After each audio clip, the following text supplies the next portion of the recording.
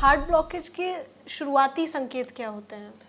देखिए, ब्लॉकेज जब तक 70% नहीं होती है, जब तक कोई सिम्टम्स ही नहीं होता, मैंने बोला था छिपा हुआ बीमारी है, तो शुरुआत होती है। अगर ब्लॉकेज 70 क्रॉस कर जाता है तो पेशेंट 70% क्रॉस कर जाता है मान लीजिए, तो पेशेंट ये बोलेगा सर मुझे दौड़ने में दिक्कत होती है, या तो छाती में दर्द होती है, ये भारीपन आती है, ये हाथ में चली जाती है, या सांस फूलती है, या चोकिंग होती है, धड़कन तेज हो जाती है, जलन होती है छाती में। ये सब सिम्टम्स है हार्ट की बीमारी का। चलने से या दौड़ने से या सीढ़ियाँ चढ़ने से तकलीफ हो रही है और जैसे ही रुक जाए ठीक हो जाता है। ये सिम्टम्स बहुत है हार्ट की बीमारी के लिए।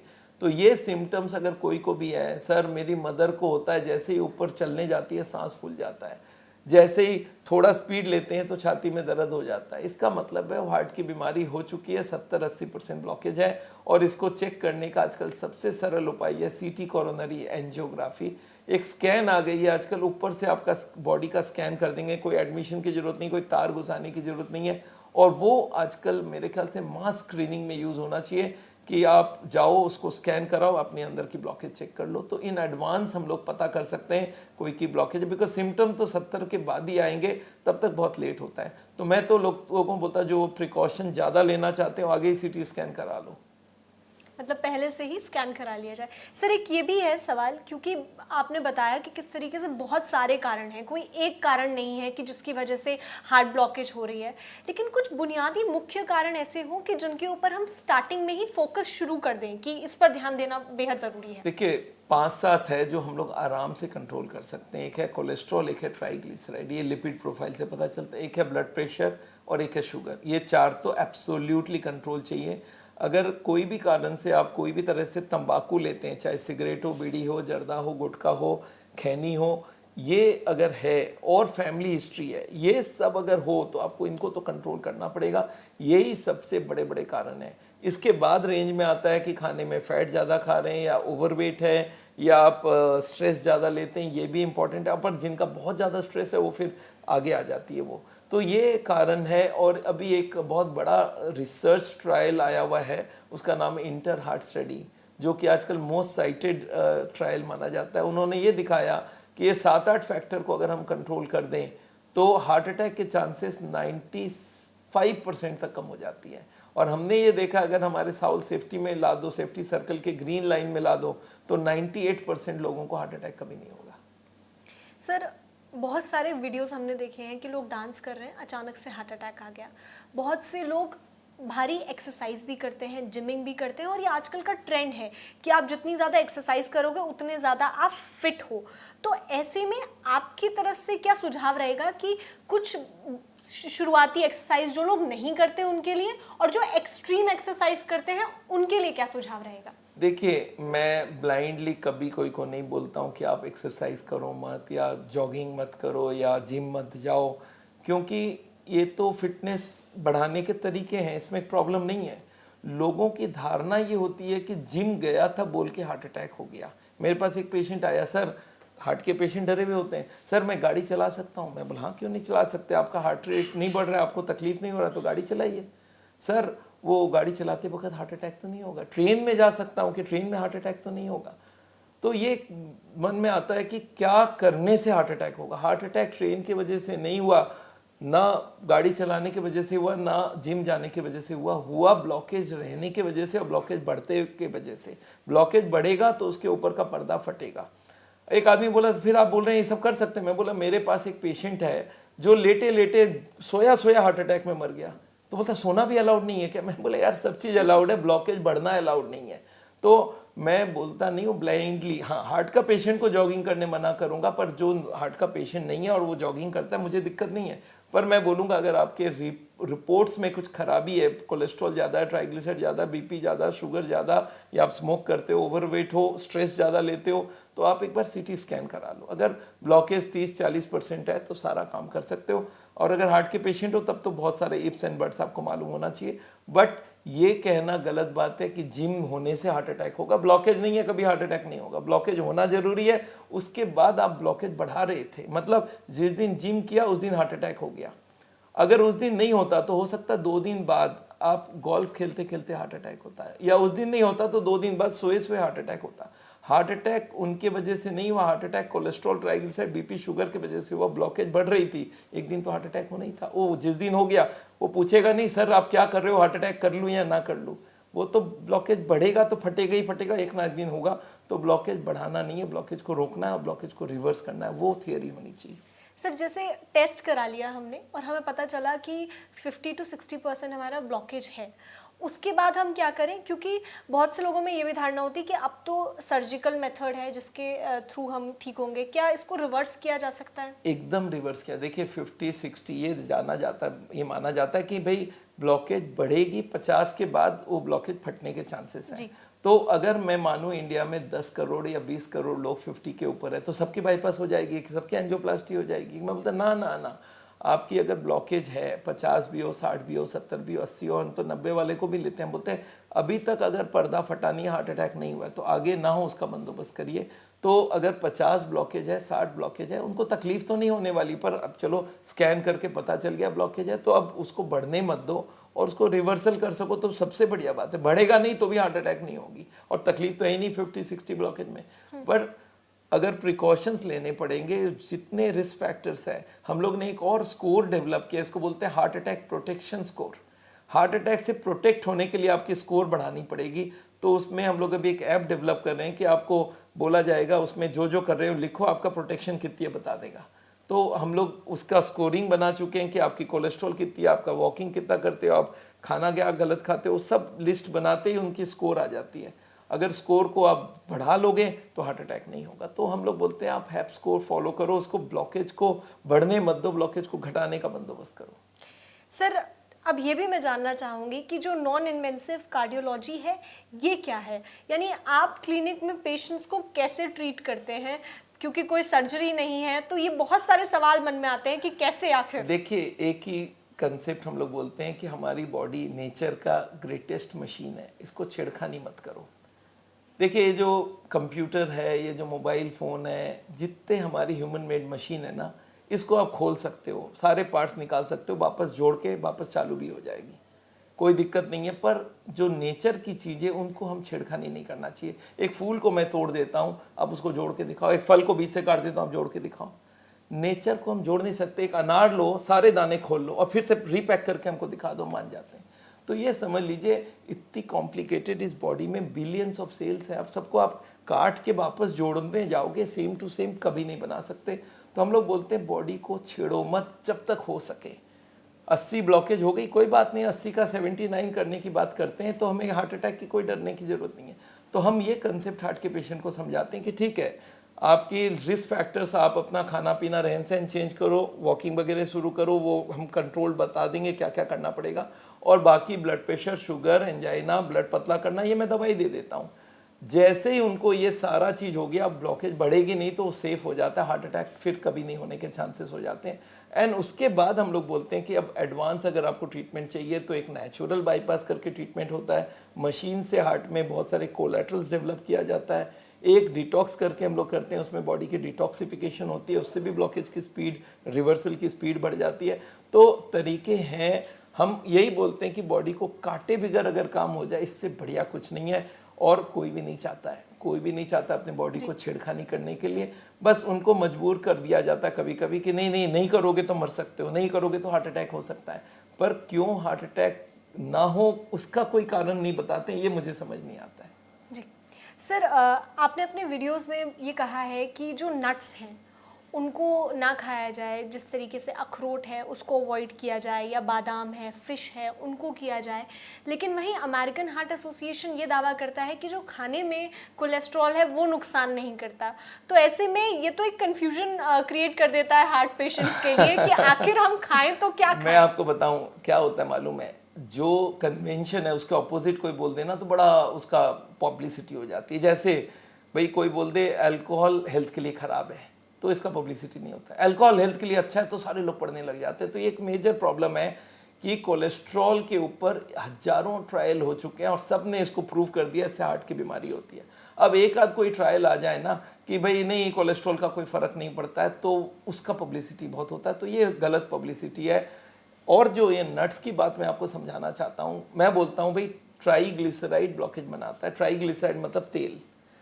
मैं मूंगफली का तेल एक बूंद भी नहीं देना चाहता और मूंगफली दे दूं, तो लॉजिक तो वही हो गया कि मूंगफली नहीं दे रहे हो, मूंगफली में तो तेल बनता है, वही दे रहे हो आप। तो ये समझ लीजिए कोई भी तेल अच्छी नहीं होती है। मैं लोगों को ये बोलता हूँ एक तेल नुकसान करता है 90, एक करता है 89, एक करता है 88। आप बोलो कौन सा तेल आपको सूट करेगा? तो हम लोग बोलते हैं जब पानी से सेम खाना बन सकता है तो आप तेल क्यों डालना चाहते हो? जीरो ऑयल बनाओ। हाँ, नेचर ने हर खाने के अंदर थोड़ी थोड़ी फैट डाली है हमारे ज़रूरत के लिए, उसको हम लोग बोलते हैं इनविजिबल फैट। वो 18 ग्राम फैट आपको एक एडल्ट आदमी को चाहिए, वो नेचुरल खाने से मिल जाता है, अलग से तेल डालने की ज़रूरत नहीं है। मैं लोगों को बोलता हूँ एक बार बताओ, तेल की फैक्ट्री भगवान ने बनाया था क्या? भगवान ने नहीं बनाया था। जब से तेल की फैक्ट्रियां बने लोग मरने लगे हैं। और ये सोच के देखिए, कुत्ता, गाय, बिल्ली, भैंस, बंदर, ये लोग कौन सा ब्रांड का तेल खरीदते होंगे? ये लोग बिना तेल के जिंदा है, हम तेल खा खा के मर रहे हैं। तो ये हम लोग बोलते हैं भी तेल और तेल जिससे बनता है नट्स, वो दोनों ही नहीं लेना है हार्ट के पेशेंट्स को। और उसके संग जो जिसमें भी कोलेस्ट्रॉल है, सबको मालूम है कोलेस्ट्रॉल से ब्लॉकेज होता है, तो कोलेस्ट्रॉल जिस चीज़ में उसको तो रोकना ही चाहिए। और फिश भी कोलेस्ट्रॉल से भरा हुआ है, और चिकन भी। हाँ, ये बोलते हैं क्या मटन और चिकन में ज़्यादा नुकसान मटन करता है, कम नुकसान चिकन करता है। मैं बोला नुकसान की बात ही क्यों कर रहे हैं हम लोग, तो फायदे की बात करते हैं। फ्रूट्स खाओ, वेजिटेबल्स खाओ।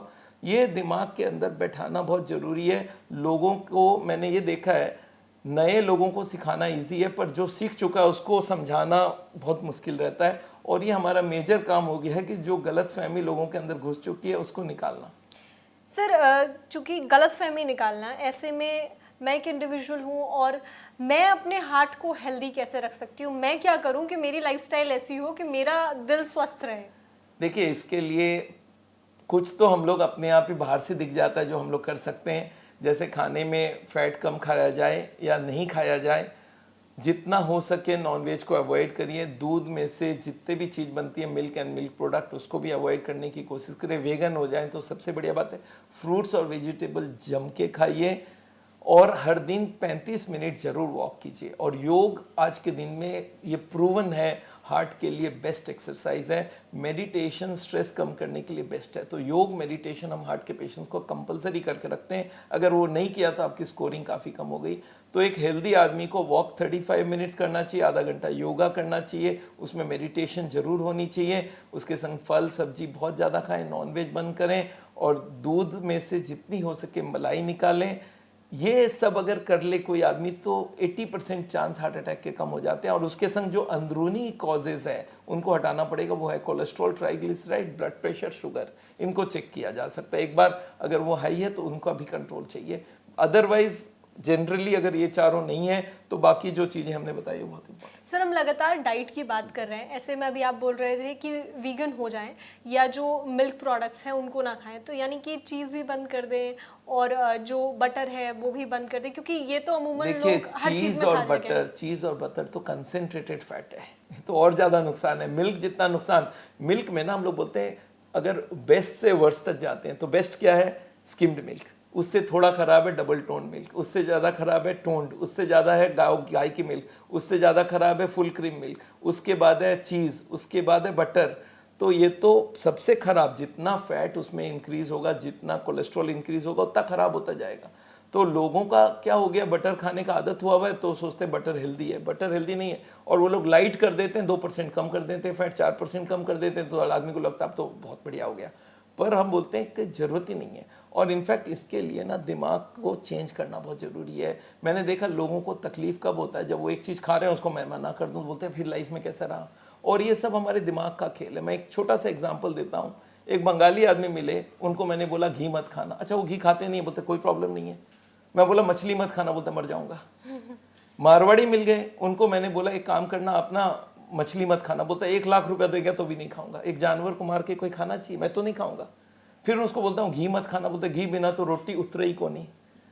पंजाबी मिल जाता है, बोलता है सब चीज़ छोड़ दूंगा, बस 2 पेग मेरे को शाम को चाहिए। हरियाणा वाले मिल जाते हैं, वो बोलते हैं डॉक्टर साहब देखिए मेरे पास गाय और भैंस बहुत है, मेरे को 2 लीटर दूध चाहिए, बाकी जो बंद करना बंद कर दो। ये दिमाग में बैठ जाता है कि ये खाने से हैप्पीनेस है। मैं बोलता हूँ अगर हैप्पीनेस है इस खाने में, तो जो सबसे महंगा वाला शराब पीता और जो सबसे 5 स्टार रेस्टोरेंट में खाता है वो सबसे हैप्पीएस्ट होने चाहिए, और जो कि है नहीं। तो happiness depends on our mind and our own mind setup. तो उसको हम लोग चेंज करते हैं, हार्ट के पेशेंट को समझाते हैं कि यार ये सब हैप्पीनेस उसका नहीं होता है, आप एक बार दिमाग में चेंज कर लो। और आदमी समझ जाता है कि यार क्यों बंगाली को फिश से वो रहता, प्यार रहता है। बंगाली मेरे को मिले, बोला सर आप फिश नहीं खाते? मैं बोला नहीं। बोला आपके लाइफ में हैप्पीनेस आएगी कहाँ से? मैं बोला मैं तो हैप्पी हूँ। वो बोलता है थोड़े दिन बाद आके, सर आप अपने बच्चों को खिलाते हैं? मैं बोला ना, सवाल ही पैदा नहीं होता है। बोलता है बच्चों पे अत्याचार, वर्ल्ड का बेस्ट खाना लोग जिंदगी भर नहीं खाएगा, मर जाएगा, रोते रोते मर जाएंगे। ये कंसेप्ट इसलिए घुस गया कि उनके दिमाग में घुसा है कि फिश बिना जिंदगी में कोई खुशी का चीज होते ही नहीं है। तो all these are wrong things, we have to rectify them. Sir एक और चीज़ है कि रिफाइंड ऑयल के लिए अब कहा जाता है कि रिफाइंड ऑयल ना खाएं, आप बटर अवॉइड कर दें, लेकिन एक ऑलिव ऑयल एक सब्स्टिट्यूट के तौर पे हमारे सामने पेश कर दिया गया है कि आप इसको खा लें तो हार्ट ब्लॉकेज को ये कम करेगा या नहीं होगा, तो आप थोड़ा ऑलिव ऑयल अपने खाने में डाल सकते हैं। ये एकदम गलत फहमी है। अगेन याद रखिए, जितने ऑयल है ना, सब आसपास का नुकसान करता है। हाँ ये है कि वो 90 करता है, वो 88 करता है, वो 87 करता है, इतना ही फ़र्क है। सारे ऑयल एक से होते हैं। मैं लोगों को समझाने के लिए कभी कभी बोलता हूँ, 3 ग्लास में पानी डाला हूँ, एक मान लेते हैं बिस्लेरी, एक एक्वाफाइन है, एक किनले, और आप पी के बताओ कौन सा है, तो कोई नहीं बता पाएगा क्योंकि वो तो सेम होते हैं। मैं 3 सब्जी बना देता हूँ, एक सफोला में, एक सनफ्लावर ऑयल में, एक कर्नोला ऑयल में, एक और कोई ऑयल में, ऑलिव ऑयल में। आपको खा के बताना होगा कौन सा ऑयल किससे बना हुआ, कौन सा सब्जी किससे बना हुआ, नहीं बता पाएंगे। ये सारे ऑयल एक ही से हैं, सब ट्राइग्लिसराइड और सब नुकसान करता है। तो हम लोग बोलते हैं ये ऑलिव ऑयल वाला कंसेप्ट भी खत्म करो, सारे ऑयल एक से होते हैं, मुझे कोई भी ऑयल नहीं चाहिए। और मिनिमम चाहिए, जो हार्ट की बीमारी को रिवर्स करना नहीं चाहता है और रिवर्स करना चाहता है उसके लिए हम लोग बोलते हैं 0 ऑयल ही जरूरत है। सर एक और चीज़ है कि कोई भी चीज़ हम लिमिट में मुश्किल से ला पाते हैं, चाहे वो स्ट्रेस हो या फिर डाइट हो। ऐसे में कैसे एक लाइफस्टाइल बनाई जाए कि दोनों चीज़ हम बैलेंस कर पाएँ, डाइट और स्ट्रेस? नहीं, मैं डाइट का तो मैं कभी नहीं मानता हूँ। मैं बोलता हूँ मेरे पास, मैंने एक किताब बनाई है, 50 दिन के अलग अलग मेनू, 50 दिन का अलग ब्रेकफास्ट, अलग लंच, अलग डिनर, अलग नाश्ता, शाम का, दोपहर का। तो ये मैंने देखा है कि डाइट में तो कोई फ़र्क नहीं होता। मेरे को आदमी बोलता है मैं क्या खाऊं ब्रेकफास्ट में? बोला एक दिन पोहा खाओगे, एक दिन उपमा खाओगे, एक दिन चिल्ला खाओगे, एक दिन दलिया खाओगे, एक दिन ब्रेड सैंडविच खाओगे, एक दिन सब्जी रोटी खाओगे। बोलता मतलब सब चीज़ अलाउड है? मैं बोला सब चीज़ अलाउड है, खाली बनेगा बिना तेल के।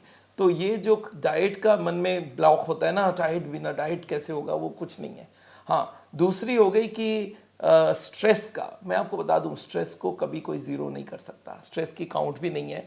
पर मैं लोगों को बोलता हूँ स्ट्रेस ज़ीरो ना मेरा है ना किसी का भी होता है। 50% ले आइए, आधा स्ट्रेस कम कर दीजिए, बहुत है। और उसके लिए हम लोग बोलते हैं योग मेडिटेशन का इस्तेमाल करो, और कुछ understanding about disease, understanding about life, ये हम लोग डेवलप करते हैं। हमारी स्ट्रेस मैनेजमेंट की बहुत सारे लेक्चर है यूट्यूब में, वहाँ पे आप जाके उनको सुन सकते हैं, तो आपको समझ आएगा स्ट्रेस काफ़ी हद तक कम हो सकता है, पर ज़ीरो नहीं होता है। ज़ीरो स्ट्रेस में आएंगे तो आप काम के भी नहीं रहेंगे, आप कोई चीज़ के आप पागल कहलाएंगे। तो ज़ीरो स्ट्रेस ना संभव है, ना हम लाना चाहते हैं। हमारे सेफ्टी सर्कल में हम लोग बोलते हैं 50% स्ट्रेस ले आइए, ऑप्टिमम स्ट्रेस, जहाँ पे आपका काम भी बहुत अच्छा हो और आप अननेसेसरी बीमार ना पड़े। सर एक चीज़ मैं ये भी जानना चाहूँगी उन लोगों के लिए, क्योंकि भारत में हर चौथा मेल एडल्ट दिल की बीमारी से जूझ रहा है, हार्ट अटैक आ जाता है, तो ऐसे में हम कैसे से आसान भाषा में समझ सकते हैं कि ये क्यों ऐसा हो रहा है? देखिए, हार्ट की बीमारी गॉड की बनाई हुई नहीं है, हमारी खुद की बनाई हुई है। वो जो नॉलेज है उसको हमको पूरा वाइड स्प्रेड करना पड़ेगा। हार्ट के बारे में मैं समझता हूँ बच्चे को क्लास 1 से सिखाना शुरू करना पड़ेगा, सिलेबस तैयार करना पड़ेगा। हार्ट की आजकल देखिए कौन सी बीमारी ख़त्म हो रही है, इन्फेक्शन वाली बीमारी ख़त्म हो रही है, टीबी की बीमारी को कंट्रोल कर दिया, पोलियो हो गई, अब कोई भी इन्फेक्शन सबको हम कंट्रोल कर पा रहे हैं धीरे धीरे। बट जो बीमारियां बढ़ रही है वो है लाइफस्टाइल वाली बीमारियां, ब्लड प्रेशर, डायबिटीज़, मोटापा, हार्ट की बीमारी, साइकोलॉजिकल प्रॉब्लम, ये सारे हमारी ह्यूमन मेड प्रॉब्लम है। और ये सारे प्रॉब्लम के लिए जो ज़रूरत है वो है पब्लिक एजुकेशन। मैं तो ये सजेस्ट करता हूँ कि बच्चे लोग के स्कूल के जो साइंस सब्जेक्ट है उसमें 25 मार्क्स हेल्थ को देना चाहिए। हेल्थ करके एक सब्जेक्ट आना चाहिए जिसको एग्ज़ाम में पूछा जाएगा हेल्थ के बारे में। देखिए मैं जानता हूँ लोग मेरे पास आते हैं, सर ये क्वेश्चन पूछा जाता है, अच्छा आगरा में ताजमहल किसने बनाया था? अगर आप शाहजहां नहीं बोलेंगे तो फेल है। अच्छा ये नहीं पूछते हैं कोलेस्ट्रॉल क्या चीज़ है, कोई नहीं मालूम कोलेस्ट्रॉल क्या चीज़ है। तो स्कूल कॉलेज में कोलेस्ट्रॉल के बारे में नहीं पढ़ाया जाता। आगरा में ताजमहल किसने बनाया था उसको पूछा जाता है। तो मैं बोलता हूँ एक बात बताओ, ताज आगरा में किसने बनाया, शाहजहां ज़्यादा इंपॉर्टेंट है या कोलेस्ट्रॉल इंपॉर्टेंट है आपकी लाइफ में? जो कोलेस्ट्रॉल के बारे में पढ़ाए थे, बोलते हो तो डॉक्टर को मालूम होना चाहिए, पेशेंट को मालूम होने का क्या ज़रूरत है? आम आदमी को कोलेस्ट्रॉल की एजुकेट करना पड़ेगा। तो मैं सजेस्ट करता हूँ कि हर बच्चे को अभी से शुरू करके हेल्थ के बारे में एजुकेशन देना चाहिए, और एडल्ट को तो देना ही चाहिए, और हार्ट के पेशेंट को सिलेक्ट करके या जो जो हाई रिस्क पेशेंट है उनको सबको एजुकेट देना चाहिए। यही एक ही उपाय है कि हम मास स्केल में हार्ट की बीमारी को रोक सकें। नहीं तो हार्ट की बीमारी जिस हिसाब से बढ़ रही है, इसको महामारी बोलना चाहिए। महामारी का मतलब है एक ही बीमारी में एक ही जगह से हजारों लोग की डेथ होती है, ये महामारी है। तो हार्ट की बीमारी का एक महामारी चल रहा है, और उसका जो ऊपर का पार्ट हम लोग देख पा रहे हैं कब, जब कोई सेलिब्रिटी की हार्ट अटैक से डेथ होती है। नीचे का दिखता नहीं है, क्योंकि हर घर में हार्ट अटैक के डेथ आपको मिलेंगे। हर आदमी 10 आदमी को जानेगा जिनका हार्ट अटैक से हुआ हुआ है। तो एक घर घर की प्रॉब्लम हो गई है, और इसका एक ही सोल्यूशन है, हार्ट के बारे में प्रॉपर एजुकेशन। और वो बहुत डिफिकल्ट नहीं है। You have to simplify heart disease. Heart की बीमारी को कोई पूछता है सर हार्ट की बीमारी क्या है, कार्डियोलॉजिस्ट को बोलते हैं it is the oxidised LDL cholesterol being engulfed by the phagocytotic action of monocytes. अभी आम आदमी के लिए कोई मतलब ही नहीं है। साइंटिफिकली बहुत करेक्ट है, पर आम आदमी को इसका क्या मतलब है? आम आदमी को बोलना होगा भाई तुम्हारे हार्ट की जो ट्यूब्स है ना ब्लड सप्लाई वाली, उसके अंदर चर्बी जम गई है और वो चोकिंग हो गई है। प्लस फिर चर्बी सप्लाई बंद करे, बोले यही तो समझा रहे हैं यार। तो आपको सिंप्लीफाई करना होगा मेडिकल साइंस को, और आम आदमी के अंदर डिसिमिनेट करना होगा। That is the only solution.